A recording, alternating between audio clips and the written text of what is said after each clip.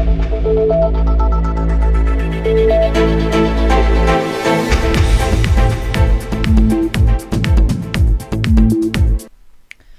күнүңүздөр менен урматтуу көрөрмандар. Жамааттык медианын эл собол көрсөтүүсү өз эфирин баштады. Кызматта мен Касиет Кубанычбек кызы. Коронавирустун жаңы штаммы коңшу Өзбекстан өлкөсүнө чейин жетти. Британиялык штамм аталышында болгон коронавирустун бул түрү эмнеси менен кооптуу? Урматтуу көрөрмандар, бүгүн эл собол көрсөтүүсүндө коронавирустун жаңы түрү канчалык кооптуу деген тема үстүндө сөз кылабыз. Эфирибиздин коногу Саламаттыкты сактоо министрлигинин Республикалык ден соолукту чыңдоо жана массалык коммуникация борборунун ден соолукту чыңдоо боюнча адиси Сагынбек Уезбаев агай конокто. Саламатсызбы? Саламатчылык. Студиябызга кош келдиңиз агай. Бүгүн алгач эле ушу темабыз айтып тургандай, коронавирустун жаңы түрү британиялык штамм аталышына ээ болгон ошо түрү тууралуу айтып түшүндүрүп берсеңиз. Дегенде чакырганыңар үчүн рахмат. Ошо элибиз менен маалымат бөлүшкөнгө да мүмкүнчүлүк болуп атат. Ага да шүгүр. Анан британиялык штамм боюнча токтолоордо башында да бир сыйра кайталоо катарында айтып кетчү нерсе, негизи вирустар өзү бул өтө мындай шамдагай, өзгөрүүгө жөндөмдүү микроорганизмдер да. Ошону биринчи эске алуу керек. Мисалы жыл сайын биз жана сасык тумоонун себеби болгон грипп, А түрүндөгү грипп вирус менен канча бир нече адам ооруйт. Бир адам кээ бирлери жыл сайын ооруйт, кээ бирлер анда санда айда жылда бир, мисалы, эмне үчүн?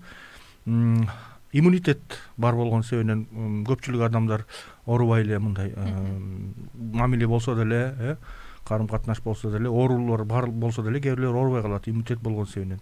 Бирок жыл сайын ал ошол эле вирус келет, бирок жаңы штамм келет да. Жаңы штамм деген бир аз кандайдыр бир сапаттары өзгөргөн түрдө келет да. Демек ар бир вирустун жаңы түрү болот, Мисалы грипп вирустун жыл сайын келген ошол эле штамм келбейт. Ал штаммга бизде ошол жылы оорубай турган болсок иммунитет пайда болот дагы, анан кийинки жылы башка өзгөрүлүп, бир жери өзгөрүлүп анан келет. Ошондой эле азыркы коронавирус, COVID-19 орун себепчиси болгон вирус, бул деле мындай өзгөрүүгө жөндөмдүү бардык вирустарда эле. Анан эми мисалы жаңы штамм болуп келгени, британдык штамм болуп келгени өзгөчөлүгү бир аз жугуштуу болуп саналып атат азыркы убакта. Эмне үчүн дегенде, коронавирустун сыртында атайын бутчалар бар. Тажы деп коет, корона деген атка ошол себепчиси болгон ошо тажысы, бул атайын ошондой бутчалары. Ошо бутчалар аркылуу адамдын же жаныбардын, азыркы учурда эми адамдын клеткасынын сыртына жабышып, анан клетканын ичине киргенге жардам берүүчү ошо бутчалар болгон да. F аттуу белок, протеин эмесинен турат, ошол структурасы, ошо молекула белоктон турат. Ошо белок аркылуу, бутчалар аркылуу адамга жабышып, анан бардык адамга кире албайт эле мурунку мисалы коронавирус. Кайсы адамга кирет эле? Кайсыл адамдардын клеткаларынын сыртында АПФ, экинчи түрдө АПФ фермент, ангиотензин өзгөртүүчү фермент, экинчи түрдөгү ошол фермент болсо гана уруксат алып, мындайча клетканын ичине кирип, адамды оорутуп, клетканын ичине кирип, көбөйүп, вирус анан жайылып, кайра организм боюнча адамды бир кандай оорутуп, ошондой сапаты бар эле.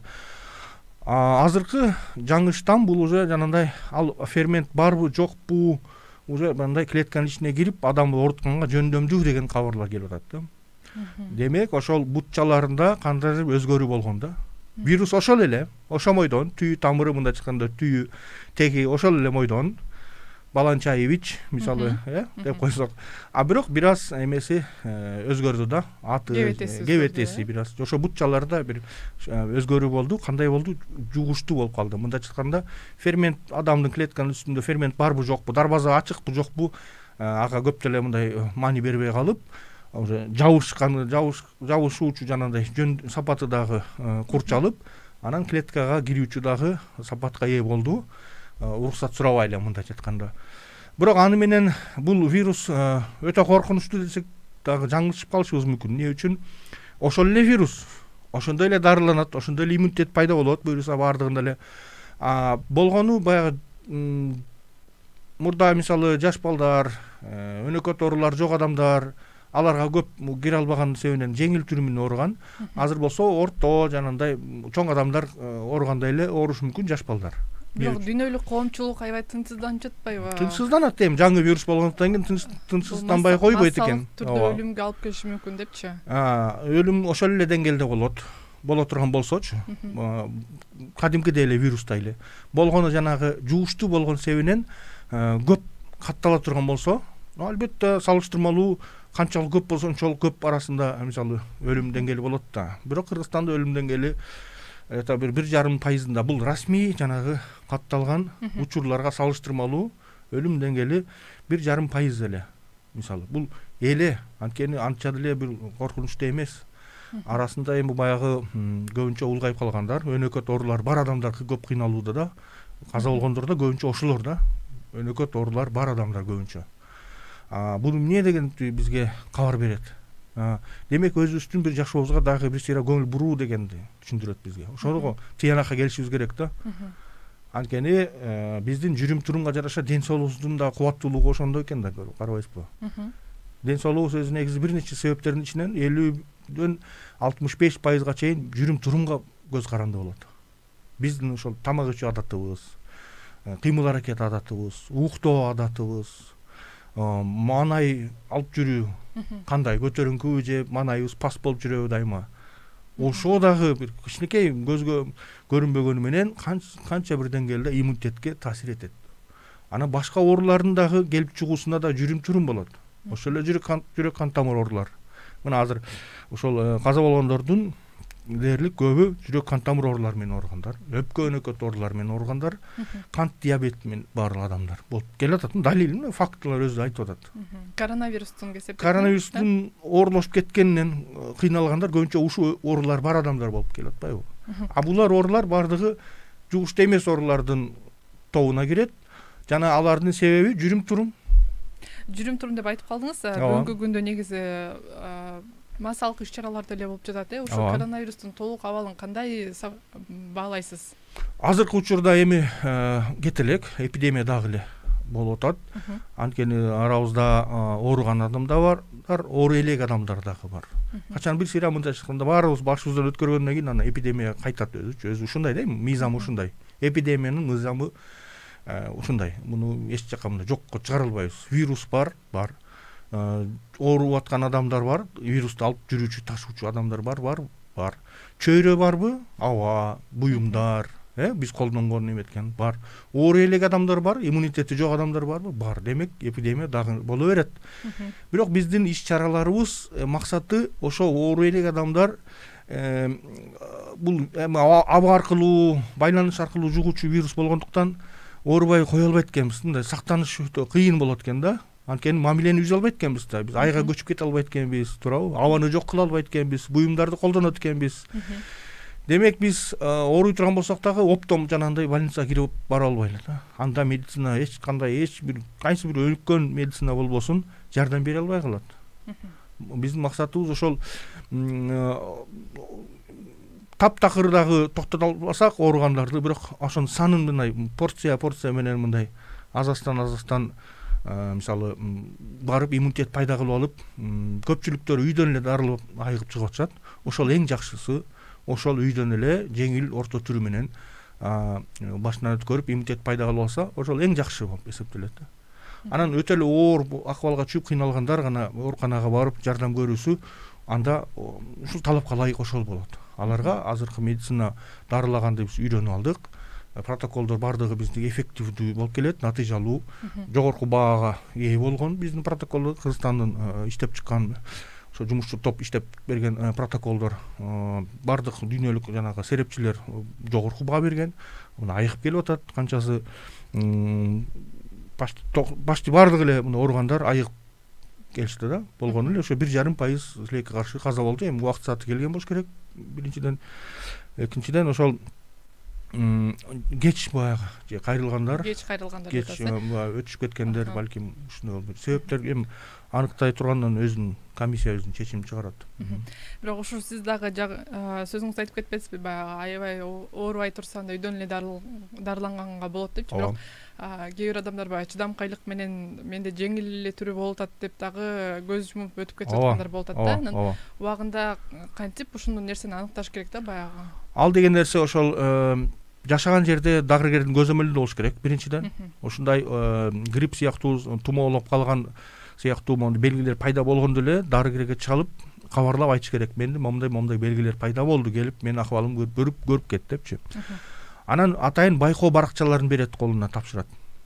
Ал байкоо баракчаларда ошол жүрөк кан тамыр согушу, дем алуунун начарлашы же кыйналып калуусу, жөтөлүн пайда болуусу жокпу, жана башка ушундай өзүнүн бир тизмеси бар. Ошого жараша күндө өзүнө өзү бейтап байкоо жүргүзүп, дене табын өлчөп, шуну санап, эсептеп, дем алуунун ылдамдыгы, минутасында канча, ошонун баардыгын эсептеп, таблицаны анан кабарлап туруш керек. Эгерде төмөндөп баратса, кайсыл бир көрсөткүчтөр, анда кабарлаш керек.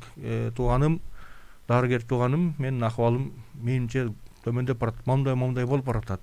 Не кылайын деп чогуу кеңешип, анан кийин дарыгер анан кийин чечим чыгарыш керек. Же ооруканага жаткырылыш керек, же дагы анализ тапшырып, жана рентгенден карап, же үйдөн эле дарыласа болобу. Үйдүн шарттуу эмнеси менен жакшы дегенде, жакшы каралат баары бир, канткенде дагычы. Жылуу, азыр мына кыш мезгилинде мисалы үйлөр, ооруканага караганда, борбордук ооруканалар баардыгы эле жылуу, Кудайыма шүгүр. Чет жакта аймактарда кепилдик бере албайт болушубуз керек да, баардыгыначы. Баардыгы эле жылуу болуш керек деген жакшы ойдобуз, бирок кээ бирлер муздак болуп калышы мүмкүн. Анан тамак ашы үйдө жакшы болот. Коронавируста өзү аппетит таптакыр жана тамак ашка тартпаганы менен жеш керек туугандар. Ошону айтып коюш керек. Коронавируска өзү негизи атайын дары-дармек жок. Буну өзүн адамдын организмдин иммунитети менен гана биз мындай туруштук бере алабыз. Иммунитеттин азыгы бул белокко бай тамак аш. Белок жана витаминдерге, флавоноид аттуу ошол заттарга бай тамак аш. Сөзүңүзгө ыраазычыбыз. Биз жаңы кошулган угармандарыбызга дагы айтып кетели. Урматтуу көрөрмандар жана угармандар, биз бүгүн коронавирустун жаңы түрү тууралуу маектешип жатабыз. Студиябыздын коногу Республикалык ден соолукту чыңдоо жана массалык коммуникация борборунун ден соолукту чыңдоо боюнча адиси Сагынбек Уезбаев агай конокто болуп турат. Негизи ушу коронавирустун жаңы түрү болгон ошо британиялык штамм деп атпайсызбы? Ошонун белгилери кандай болот? Бирдей эле экөө, көпчүлүк учурда бирдей эле, бир аз баягы баш ооруу, анан өтө чарчоо, ушундай бир белгиси мындай үстөмдүүлүк кылат деген кабарлар бар. Өзгөчө могу балдарда, жаш балдарда, мектеп курагында балдарда ошол симптомдор, мурункусунда мисалы дене табы көтөрүлүп, жөтөл пайда алды эле ошол сакталып турат, ошол белгилер болот. Бирок биринчи мындай баш ооруу, чарчоо, анан ич ооруу, ички орган, ичеги карын жактагылар ошол сезгенүүсү дагы алдыда чыгат. Эмне үчүн? Негизи коронавирус бул бардык системаларды жабыркатышы мүмкүн. Эч бирөөсүн калтырбастан. Кайсыл бири алдыга чыгат, кайсыл бири мындай артында ээрчип келет деген маалымат бар. Бирок көбүнчө албетте дем алуу органдарын жабыркатат. Бирок аны менен катардагы башка системалардагы мындай кыйналып калышы мүмкүн. Мисалы ошол эле жыт даам сезбей калуу, унутчак болуу, баш ооруу бул нерв системанын таасиринен деп айтылат да. Ич ооруу, ич өтүү мисалы бул ичеги карын системасына таасиринен. Кыжалат болуу жана башка ушундай тердеп кургап жана неметүү бул нерв система жана гормоналдык системасына да таасир этүү кайсыл бир деңгээлде. Ишилса бөйрөк эрлердин багы мурунку өнөкөт болгон оорулар гүлдөп чыгып атат.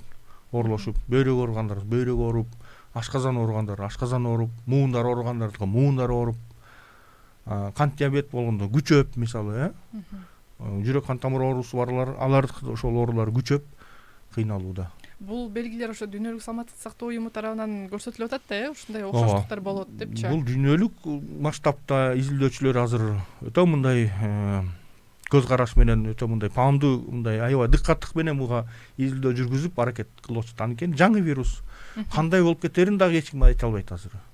Эмди жылы да кандай болорун да эч ким айта албайт. Бирок азыркы токтоло турган нерсе ошол баардыгыбыз мисалы бир сыйра муну менен башыбыздан өткөрмөйүнчө кутулбайт окшойбуз деген тыянакка келип атабыз. Анткени вирус аба аркылуу жугат, эч жака кетпейт, болду эми өмүр бою биз менен жашайт демек буга тезирээк иммунитет пайда кылыш керек. Анан негизи эле иммунитетти бекемдеш керек. Жүрүм турумга биз азыр көңүл бурушубуз керек. Мына Кудай таала муну өзүнчө эле мындайча айтканда өзү мындай эскертип атат, мындай өзүңөргө карагыла депчи. Бирок иммунитетти мисалы 1 айдын ичинде, 2 айдын ичинде бекемдөөгө болобу? Албетте. Мун өтө кыска убакыт, бул сиз айтып аткан бул бир аз кыскараак болот, аракет баштай бериш керек. Бүгүн азыртадан баштай бериш керек. Кантип десе, мисалы жөө жүрүүнү баштаңыздар жумушка. Бир аз 1-2 ай алдама эртерээк түшүп калып, мисалы баштай бериш керек. Жөө жүрүүнү көбүрөөк. Смог деп дагы бир немелер бар. Буякка караганда смог анчалык эле коркунучтуу эмес. Көп деле маска кийип алыңыздар, өтө эле мындай кооптонсоңуздар, кыймыл аракетти көбөйтүңүздөр. Тамак ашка көңүл буруу. Ар түрдүү болуш керек. Таза, экологиялык жактан, бардык жактан төп келген, майлуу эмес, өтө курулбаган, ачуу эмелер, туздууларды азыраак, мисалы ушундай сыяктуу кеңештер айтат элек. 3 маал өзүнүн убагында, 2 маал эмес, эртең менен бир кечинде мирип, жок, ортодо ашказанды ачка калтырбаш керек. Талаптагы организмди керектүү зат менен камсыз кылып туруш керек. Бирок ушинтип дагы мисалы ооба организмди өзүбүздүн организмибиз үчүн өзүбүз кам көрүшүбүз керек. Жашылча жемиштер, түрдүү даамдарды, тамактарды жешибиз керек дегендейчи. Бирок ошол эле учурда мисалы азыр экономикалык кризис дагы болуп атат, ар бир үй бүлөнүн жөнтүгүнө күч келип атат дегендейчи, мисалычы. Бирок сиздерде дагы бир вирусту келтирбөөгө бир даярдыктар болуп атабы? Вирусту келтирбөөгө жаңы штамм, албетте мындай жаңы маалыматтар түшкөн сайын сөзсүз жана чек аралар каерден ошол катталган болсо, мамлекеттен келе турган учактар боло турган болсо, мисалы Британиядан бизге түзмө-түз учак жок. Бирок через Стамбул, мисалы Туркия, Эмират, Дубай аркылуу мисалы келиши мүмкүн британдыктар да, мисалы, соодагерлер жана башка иш менен келгендер, саякатчылар. Ошо жактан келген иш кылса, тыштан келген учак рейстерге сөзсүз көзөмөл жүргүзүлөт. Албетте эми берилет, жанагындай өзүнүн буйруктар берилет. Сөзсүз санитардык контролдук пункттарда, аэропорттордо, чек араларда уже жанагындай режим күчөтүлөт. Сөзсүз бул эмеге текшерилет.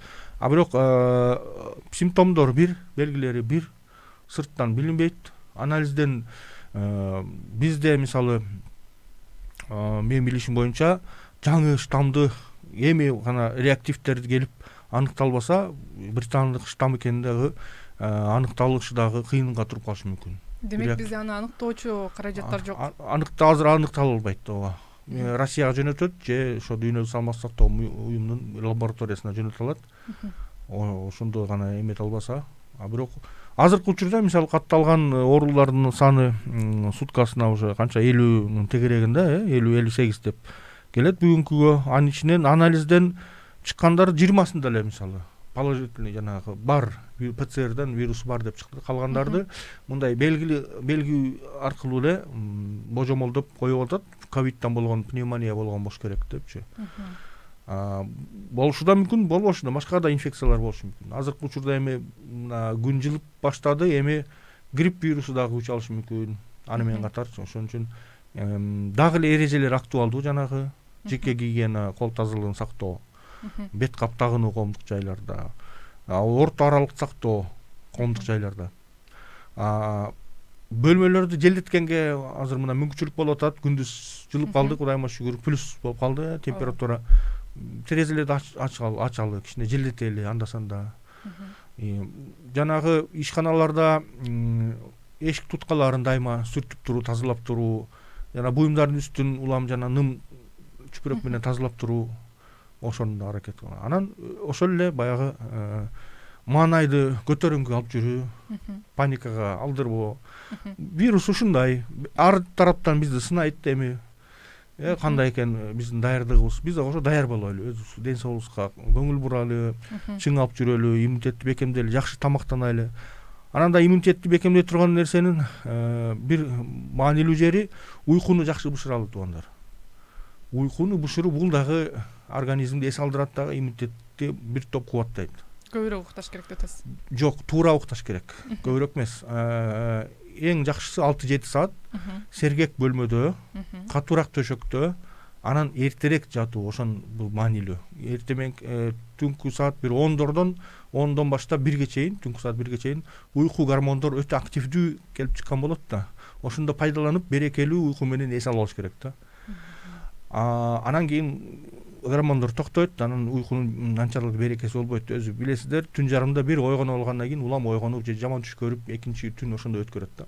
Ошон үчүн жатарда телефон, интернет жана мени карабастан, чукулабастан укташ керек эртерээк. Саат 10да уже кобурук тартып уктабай турган болсок, эң жакшы уйку менен алабыз да. Өзү байкасаңыздар, саат бир 9:30 адам бир үлгүрөп калат, уйкусу келип. Ошол эмне белги, гормондор иштеп чыгып баштады, укташ керек, телефонду коюп. Анткени бу жерде дагы бир далил бар, фактылар бар. Телефон, компьютер, телевизордон чыккан жанагы көк түстүү нурлар деп коет. Ошолор бизди ойготуучу гормондорду иштеп чыгууга түрткү берет экен. Кайра тескеринче биз уктабай, биз ойгон иштегенге мындай бизди мындай түртөт экен да, ошол телефон, смартфон, телевизор, планшет жана башка гаджеттер. Азыр бул баягы өзүбүздүн иммунитетибизди кантип чыңдашыбыз керек деген суроолор боюнча да сөз кылабыз алдыда. Бир суроо болуп атат да, мисалы Кыргызстандан чет өлкөгө кетип аткандар сөзсүз түрдө ПЦР тесттерин тапшырып өтүп атат да. Кыргызстанга келип жаткан адамдарга да ошондой көзөмөл курч болуп жатабы? Себеби дегенде мисалы Өзбекстанда ошо жана 10 жашар кыздан британиялык штамм аныкталбадыбы? Сиз болсо сөзүңүздү айтып атасыз, ошо Кыргызстанда андай аныктоочу каражат жок депчи. Алар келгендерден справка талап кылынат да, анализ барбы жок, ошо келаткан мамлекеттен. Демек бул нерсе дагы тыкыр көзөмөлдө. Көзөмөлдө ошо. Ал учакка отурарда справкасы болуп, анан отуруш керек деген эме да. Бизде деле албетте сөзсүз буну көзөмөл кылса андан да жакшы болмок, бирок ошого каражат кандай болот, система жетиштүү боло алабы, адистер жетишеби жокпу, анткени бизде бир аз ошо кыйынчылык бар ал жактан. Боюнга алыш керек. Көзөмөл кароо боюнча ооба көп каражат, көп убакыт жана көп ресурстарды талап кылуучу нерсе да булчу. Мындай азыркы Кыргызстанда, азыркы убакытка аша чабууну этиятташ керек да. Ооба көзөмөлгө алыш керек. Бирок кээ бир учурда экономик жактан бул өтө көп чыгым болуп кала турган болсо, буну ойлонуп кылыш керек да. Буну ошол көзөмөлдү алууну аларда атайын ошол жетекчилер буну сөзсүз эске алуу менен чечим чыгарат да. Сиз сөзүңүздү айтып кеттиңиз, ошо баягы коронавирус дагы деле биз менен жашап атат депчи. Бирок негизи коомубузда ар түрдүү иш-чаралар болуп атат, массалык түрдөчү. Ошол учурда санитардык чараларга дагы көрүлбөй калатканына көп болуп атабыз. Кыргыз медицинасы ушундай соккуларды көтөрө алабы? Азыркы убакта 25 миңдей ошо жанагы бейтапты кабыл алганга жаткыра турган жайлар Кыргызстан боюнча мисалы алып караганда даяр да, бар. Андан да тышкары резерв бар ооруканаларда. Керек болсо башка бейтаптарды мисалы жылдырып же башка жака көчүрүп дагы көн кетсе болот да.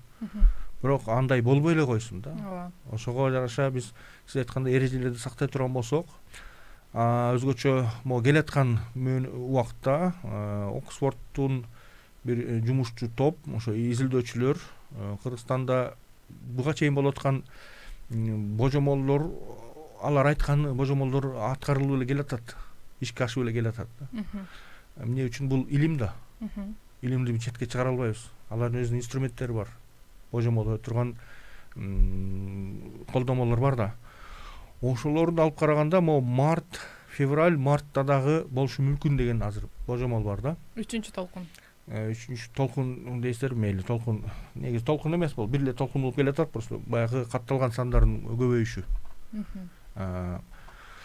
Толкун деп биз качан айтабыз, качан бир дагы бейтап катталбай, кайсыл бир мөөнөткө чейин катталбай, анан кайра башталса, анан экинчи толкун десек болот да. Азыр бир эле чоң толкун марттан бери былтыртан келатат. Болгону өйдө ылдый, синусоида менен келатат да. Улам катталган саны көбөйүп жана азайып, жайында бир көбөйдү, анан азайды. Күздө тойлор байланып түкүн болуп кетип, ноябрда кайра көтөрүлдү, көбөйдү, кайра азайды. Азыр күн жылып баштады, биз сырткы кийимибизди чечип баштадык. маанайы көтөрүңкү, мындайча айтканда өзүбүздү бош кармап калдык балким. Дагы бир иш чаралар болуп кетиши мүмкүн. Окуу жайлар дагы азыр уже ишке кирип баштады, балким ошолорду эске алуу менен дагы кайра ошо февраль-мартта еще дагы салыштырмалуу былтыркы мисалы грипп, сасык тумоо салыштырмалуу өзү ошо февраль-неттеги март ушул оорулардын көп катталуусу байкалат. Анткени мисалы күндүз адамдар күн жылып калды, үстүн кийимдерди чечип баштайт, жеңил кийинип баштайт, а кечинде кышындагыдай эле суук болот, үшүп калат. Үшүп калган организмге вирус оңой эле мындайча айтканда таасир эте алат. Ошону эске алыш керек. Ошон үчүн азырынча жылуу кийимдерди чечпей кое туралы, жылуу кийинип жүрөлү. Күндүз мейли колго кармалып, бирок кечинде кайра жылуу кийим кийиш керек. Баш кийимди, мисалы, бут кийимди жеңилдетпей туралы. Аба ырайга алданып калбайлы. Мурдагыдай эле эрежеден сактаганга аракет кылып туралы. Ошол. Болбой да калышы мүмкүн.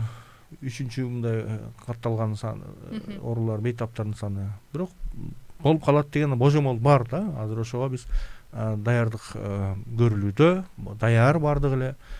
В принципе, больницалар бардыгы эмелер камсыздалган, дары-дармек, коргонуу каражаттары менен.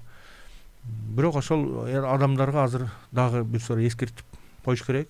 Азыр могу февралдан баштап дагы күчтөнтөбүз, буюрса маалымат иштерди сак болуңуздар депчи. Учур менен пайдаланып дагы азыр эле ошол айтып атам, улам эле эскертип атам. Ошол зирек бололу. Азыр дагы бир толуктап айтып кетсеңиз, ар бир адам ошо өзүнүн иммунитетин кантип бекемдей алат, кантип ошо вирустар менен күрөшө алат. Сиз жогоруда бир жакшы мисалды айтып кетсеңиз, эки остановка жөө басып баруу деле бир жакшы натыйжа берет депчи. Ошол сыяктуу ошо медицина тармагындагы адистер сунуштаган нерселерден бөлүшүп кетсеңиз. Иммунитет бул бир топ татаал бардыгын камтыган бул механизм да, комплекстүү механизм. Бул организмдин сырттан ичтен келе турган жана кол салуучу жугуштуу оорулардын козгоуштарына жана башка ооруларга себептерине каршы чыгуучу бир механизм, бул комплекстүү. Бул бир гана жана антитулкулар менен эле чектелбейт. Мисалы, вакцинада мисалы антитулкулар менен пайда болгондо эле иммунитет пайда болду деп атышпайбы, бирок чындыгында балким андан да татаалыраак механизм керек болот да. Мисалы, аны ооруп чыккан адам, бир сыйра ооруп чыккан адамда өмүр бою ошол механизм иштеп калып калышы мүмкүн да, толугу менен мүмкүнчүлүк аябай жогору болот. Эми ошо иммунитет бул 18ге жакын түр клеткалар катышат иммунитет пайда болуусуна. Эми ол 18 түр клетка бул ар түрдүү заттардан турат. А дегенде белок, май, углеводдор, ошол эле. Ошон үчүн жана витаминдер и микроэлементтер. Демек тамак ашыбыз ар түрдүү болуш керек. Ошол мен айткан 5 түрдүү затка бай тамак аш болуш керек. Белок, углевод, майлар. Кошумча витамин, микроэлементтер. Тамак ашыбыз 3 маал болуш керек. Тоюмдуу болуш керек. Ошол заттарды баардыгын камтыган болуш керек. Колдон келсе, эт болсо этти жеш керек. Эттин түрлөрү, балык, тоок, жаныбар, жандык айырмасы жок. Анан витаминдүү көксөк жанагы эмелер, салатталар күндө болуш керек. Бизде кыргызстандыктарда кечиресиздер, ошол салат жеш адат өзү начар да. Салат мындай ким азыр карап көрсөңүздөр, ким мындай свежий жанагындай азыр жаңы дайрылган салат, ошол эле сабиз болсун, ошол эле капуста мисалы, арзан, көп деле кымбат эмес, базарда алып калсаң 25-30 сом тегерен, андай эле эмес бул, кымбат эмес. Ошону эле мындай даярдап кылып бергенибиз мындай адат эмес да биздечи. Андан көрүп камыр, нан менен, май менен же болсо ошол курсак тойгондой болуп калат. Ооба, бирок бир мүнөздүү болуп калып атпайбы? Башка заттар дефицит болуп калат. Ошон үчүн бай болуш керек витаминдүү жанагындай салат эмелер, көксөктөргө. Анан флавоноид бул жанагы мөмө жемиштерден келип чыккандагы пайдалуу заттар. Бул да иммунитетке өтө керектүү. Ошол эле алма мисалы, ошол эле өрүк, мейли как болсун, мейли кургатылган, мейли компот менен болсун. Мөмө деген даракта, бадал дарактан бышкан мөмөлөр сөзсүз да рациондой болуш керек да. Күнүгөн жок дегенде бир алма жеп турушубуз керек, жок дегенде. Андан көбүрөөк болсо жакшы болот. Мисалы ошол тамак аш. Анан өз убагында болуш керек. Анан биз иштеген кыймыл аракетибизге жараша болуш керек. өтө тоюп алып жеп жата бербеш керек, же аз жеп алып көп чурка бербеш керек. Мындай чыкканда өз аракетибизге жараша болуш керек, кыймыл аракетке жараша болуш керек, жашыбызга жараша болуш керек, акыбалыбызга жараша болуш керек. Ооруган адам диетада отурат, сол адам талаптагыдай жейт деген.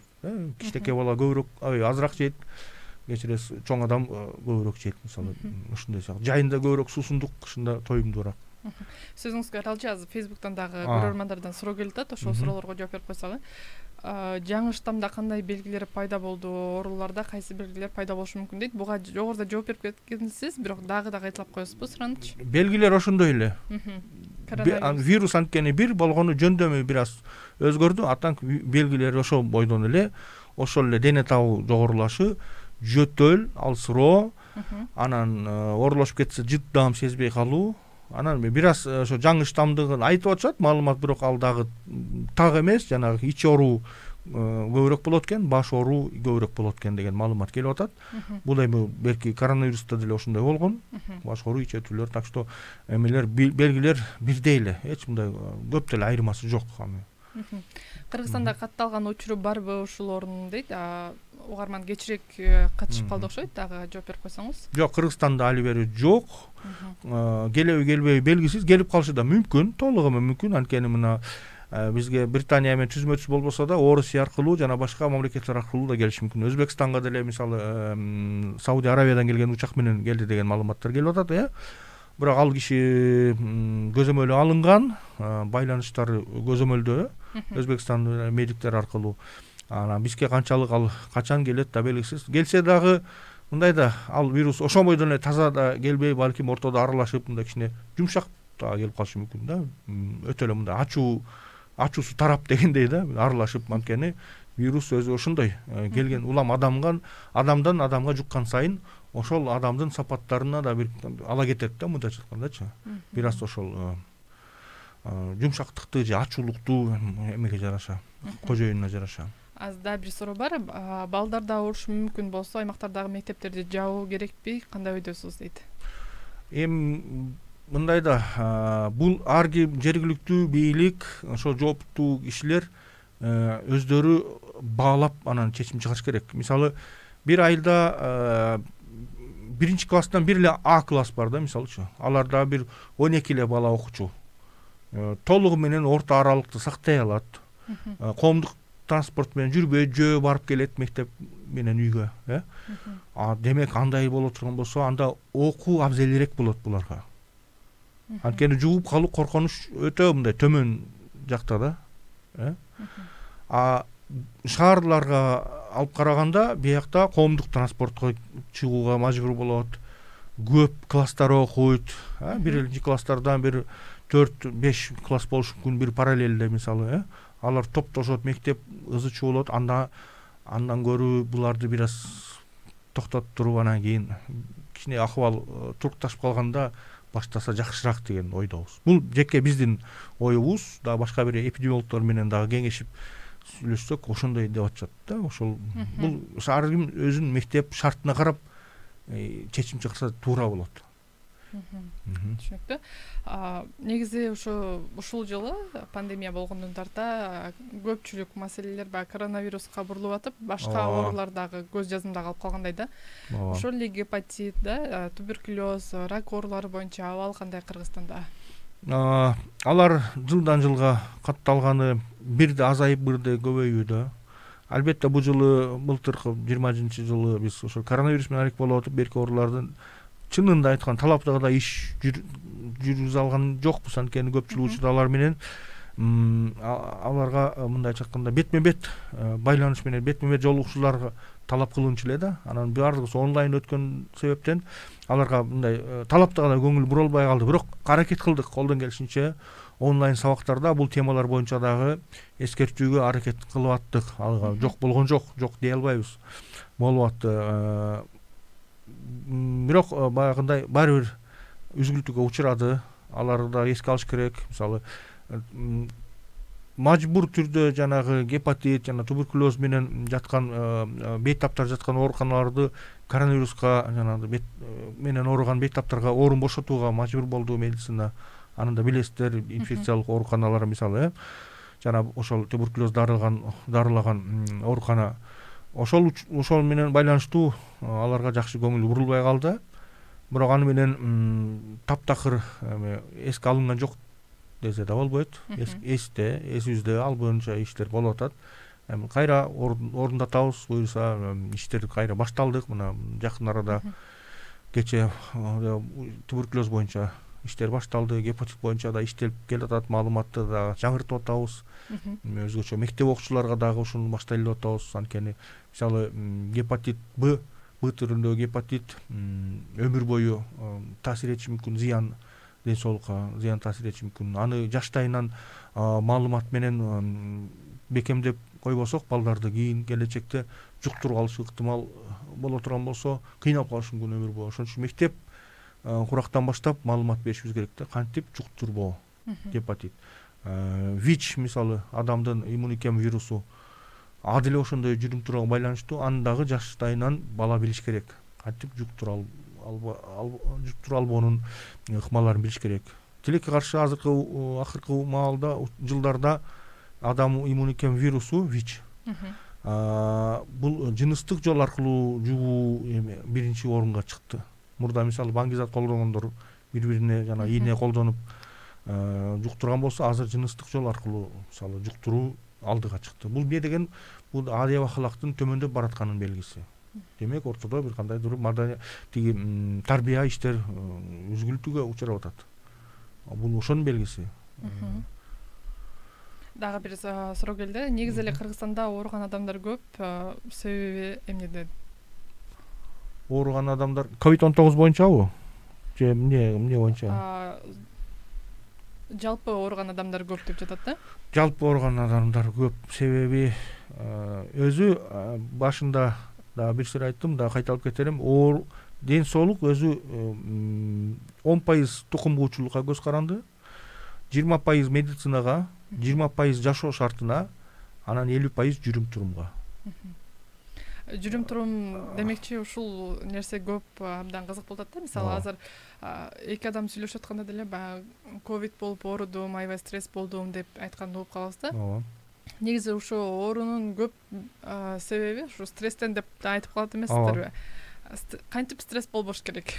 Мисалы азыр коронавирус келип атат, ушундай штаммы чыгыптыр дегенде деле бир өзүнчө кооптонуп болот да, организм коркуп аткандай сезилет да. Эми мурункуларды алып карасак, чоң аталар мисалы, чоң апалар. Алар бир топ сабырдуу болот эле. Эмне үчүн? Алардын жүрөгүндө эми болор иш болот. Кудайдан бардыгы кандайдыр бир деңгээлде мындай ошакка оодарып коет эле да. Эми боло турган иш болот, эчтеке эмес. Бирде жигит төө менет, бирде жигит жөө жүрөт депчи. Барда көппө, жокко чөкпө деген жакшы алтын сөздөр бар эле. Ошол нерсе нервти бир топ мындай эс алдырып коет эле да.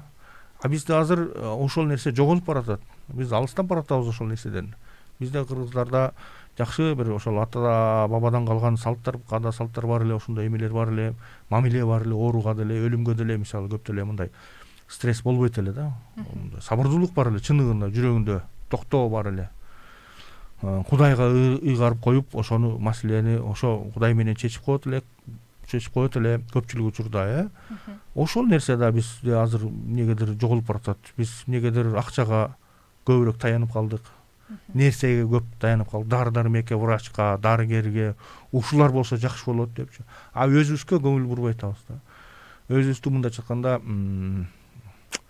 акчам болсо баардыгы бүтөт деген бир ишеничтен пайда болуп калды. Дары-дармек болсо баардыгы бүтөт, вакцина болсо баардыгы бүтөт. Жок, тууганым, андай эмес. Жүрөктө андан да чоңураак бир күчтөндүргөн, кубаттанган да бир сезим болуш керек. Кудай болсо, Кудай болсун. Ал эң жакшысы мисалы, Анан өзүбүзгө да мындай кайдыгерлик каралбастан айткан кеңештерге көңүл буруп аткарыш керек. Сабырдуулук болуш керек. Канткенде дагы сабырдуу болбосо ана кыйын. Улам стресске болосо албетте нерв чыңалып берет, адреналин, зыяндуу адреналин бөлүнө берет. Ал бөлүнгөн менен жоңгойбойт экен организмди, сөзсүз бир жерин тешип чыгат. Ошо ооруп калыш мүмкүн бир жери. Бул гормондорду, буларды биз эчтеке кыла албайбыз. Нерв менен башкарылат, туура айтат. Сагынбек агай, эфирибиздин жыйынтыктоочу учуру келип калды. Сизге кыска мүнөттүк эркин микрофон берели, угармандарга, көрөрмандарга кайрылып, өзүңүздүн кеп кеңешиңиз болобу, бир сөзүңүздү айтсаңыз болот. Айта турган кеңешибиз эми сабырдуу болойлу, эмоция калтырбайлы, айткан эрежелерге аткарганга аракет кылайлы, так аткарганга. Ошол эле бет каптагын, ошол эле колдун тазалыгы, ошол эле орто аралык сактоо.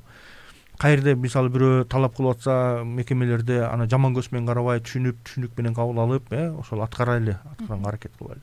Анан өзү ден соолукка дагы көңүл бурайлы, ошо жакшы тамактанайлы, кыймыл аракетти көбөйтөйлү. Анан маанайыбызды дагы көтөрүңкү алып жүрөлүчү. Кыргызстанда азыр мына Бишкек болобу, каякта болбосун, чыксаңыздар көчөдө гүлүп жүргөн адамдар жок да, жок эсе, күлүмсүрөп. Бардыгы эле кабагы үңүрөгөн, ушундай настроениясы жок. Эмнеге жок түшүнбөйсүң да, бардыгы бар. Болбосо эки буту, эки колу, 6 саны аман иштеп атат. Курсагы ток. Кичинекей болсо да, бир үңкүр болсо да үйү бар, айы болсо да күйөөсү бар дегендей. Кудайыма шүгүр, бирок ошого дагы бир кандайдыр бир деңгээлде биз нааразыбыз да эмнегедир. Ошол маанайыбызды чөктүрбөй, мындай жакшы эме менен жүрөйлүчү. Жок дегенде. Эфирге келип убакыт бөлүп ушундай маек берип кеткениңизге ыраазычылык билдиребиз сизге. Урматтуу көрөрмандар, биз бүгүн коронавирустун жаңы түрү канчалык кооптуу деген тема туурасында маектештик. Студиябыздын коногу болуп Республикалык ден соолукту чыңдоо жана массалык коммуникация борборунун ден соолукту чыңдоо боюнча адиси